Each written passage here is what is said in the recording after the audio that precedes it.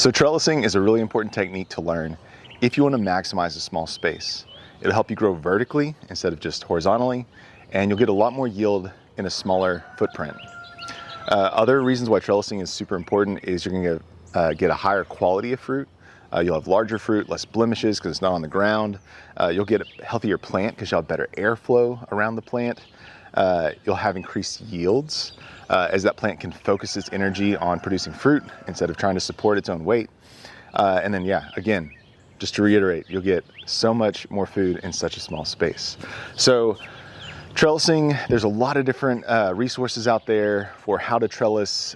There's a lot of kits you can buy online for trellising, and a lot of those I think are overpriced. And so I want to show you how you can trellis with just parts you can get at any hardware store, and you're going to save a ton of money. It'll hold a ton of weight, and you can use it year after year. So I'm going to show you 3 different systems of trellising. These are ones that I've used on both the farm that I managed and here in the home garden. And I think you're really going to get a lot out of these systems. They're different price points. They accomplish different things. So I'll show all 3 and how we're using them, and then you can figure out what works best for you. So we're using top rail fencing for a rigid system. So this is basically, we're going to drive these poles in the ground and then a pole across the top. This top rail fencing is 1 3/8 inches in diameter, and it's the same price as like 3/4 inch or 1 inch electrical conduit, but it's a lot stronger. So I would definitely suggest this as a common garden kind of resource. So that'll just be 4 poles, and it'll be able to hold probably hundreds of pounds for about $80. And then we're going to do a call it like a high wire system. So this is a wooden pressure treated post. We're going to drive into the ground and basically run a high tensile wire across the top of it. And this is a cool system because it'll work for our beds are 20 feet long here. But even if I had a 100-foot long bed, I could still use the same system, and it just gets longer and longer. And it actually gets cheaper the longer you make it, because you only need a couple pieces of hardware, and that high tensile wire is the cheapest part. So it's actually cheaper to go longer with it. So this would be a great example of like if you have a market garden or a farm and you're going to do like a 100-foot bed or a 200-foot bed, you could do this sort of system, but it's also going to be really affordable here in the garden. These posts just aren't going to last as long as the galvanized steel. So that's the other system. And then we're going to do a bit of a shorter rigid system where you can kind of hybridize the 2. You could use these wooden poles and then do the top rail on top of that. And instead of dropping string from that high wire or that rigid system, we're going to throw this natural material net over it for our cucumbers. So I'll show you a net system, a lower and lean system with the high wires, and then our double leader system that I did last year with the rigid top rail fencing. So we're going to get into it. First thing I'm going to do is pound these posts. And so I'm going to use my ladder and my post pounder. And the wooden post will drive in much the same. Probably on the ground, what I'll do is I'll just get these started, just on the ground, kind of get them in, and then bring my ladder up to it to pound them in. I'm going to move this out a little bit. All right, so this is for the rigid pole. I'm going to make this one a little bit shorter. So this is an 8-foot top rail fencing, and I'm going to drive this in about a foot or so.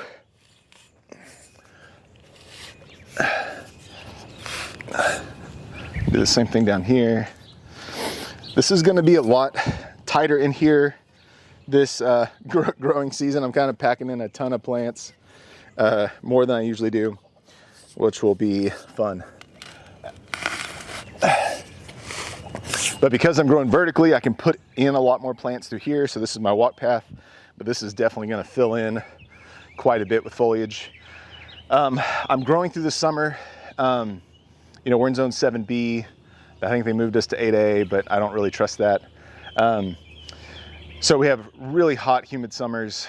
As you can tell, it's only April, and I'm drenched already. So it's really hot and humid.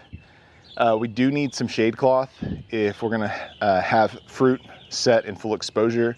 But what I've kind of found is growing vertically and doing my trellising pretty close together, the plants can actually help shade each other. So I'm a little less aggressive with my pruning of leaves when I'm growing out in the open in the trellising method like this, because I'm not going to use shade cloth. So I'm going to save myself the step of putting shade cloth over the garden. I'm going to use the plants to provide a little bit more extra coverage over the fruit to protect them from sun scald.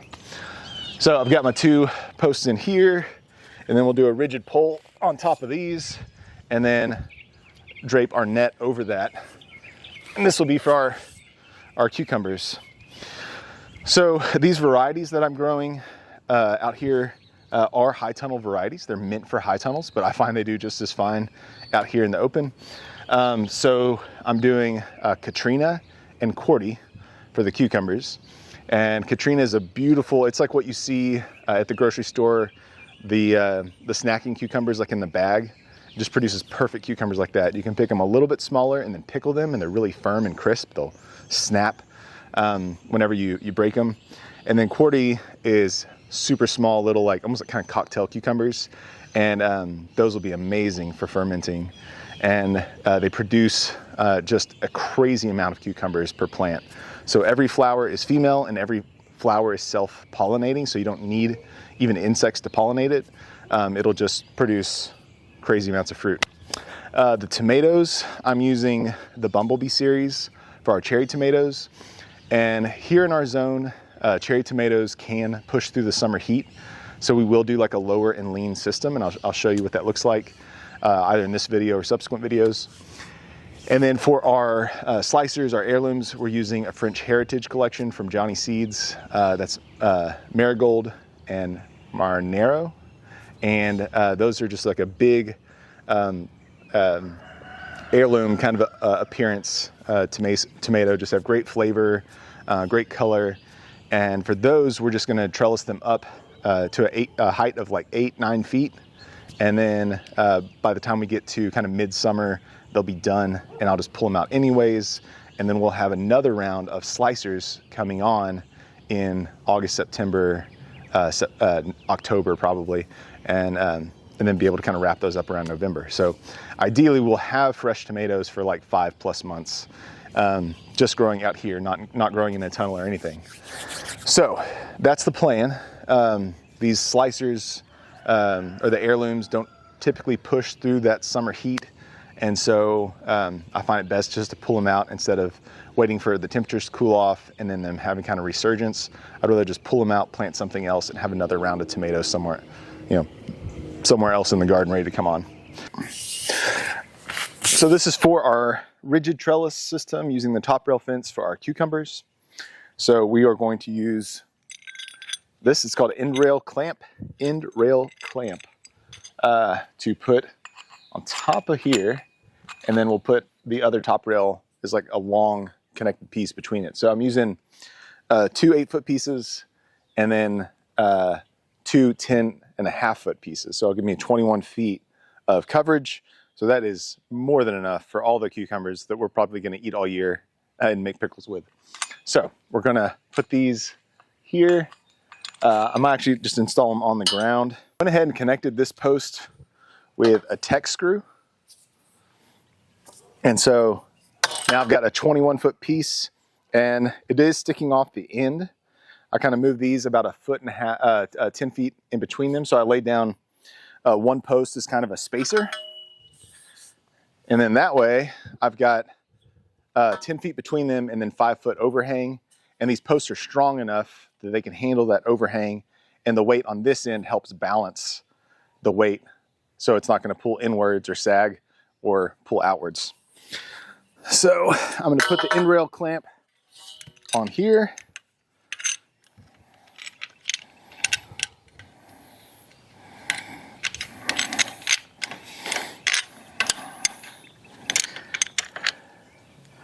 Just really loosely.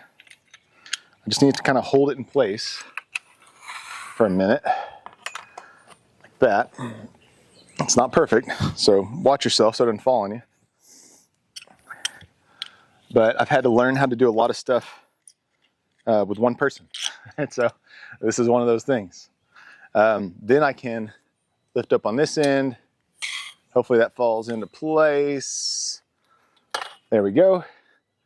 And then the other clamp, the end, and then the bolt.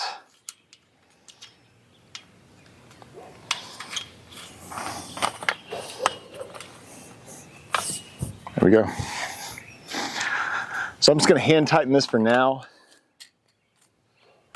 and then I can go back and really tighten it later.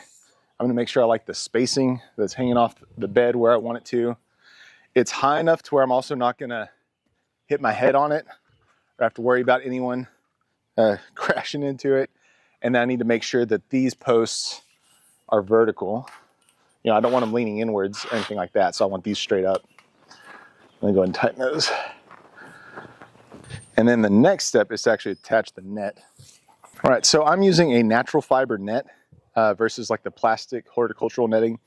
And I like this because at the end of the season, I can just go through here with a knife, cut every string, all the cucumber vines will fall. I can roll the whole thing up to a ball and then throw it on the compost.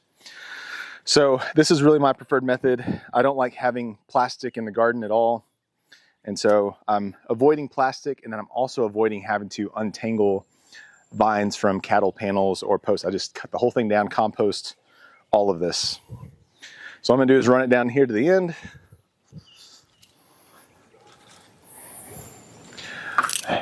Hang it on the end. Pull the length I need.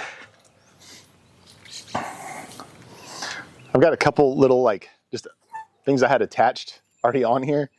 You could use a string or anything like that, but what I'll wind up doing is I'll cut this string and then tie it together. And I'll show you what that looks like. So I'm just gonna wrap that on there for now. So hold it in place.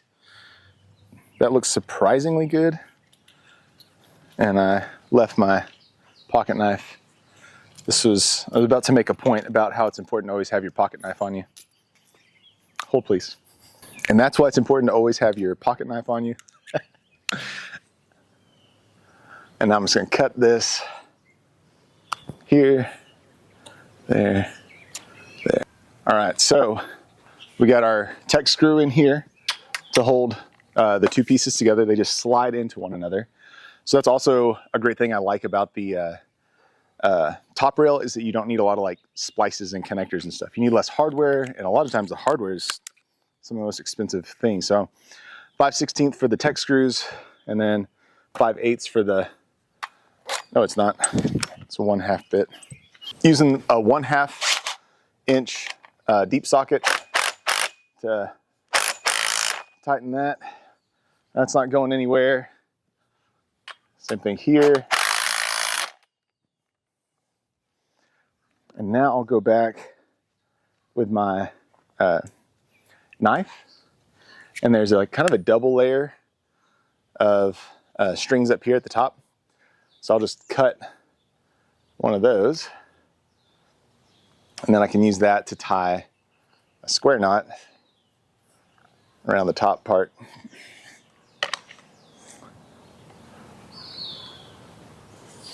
So right over left, left over right. And I'll just do that every foot or so. So now that's gonna hold a lot of weight right there. And everywhere where I have these kind of double thick strings, I've got some strings I can cut and then reattach around this post. And then now, all I gotta do, instead of using like zip ties and stuff like that, it might take a hair longer, but now I'd have less of that plastic trash in my garden.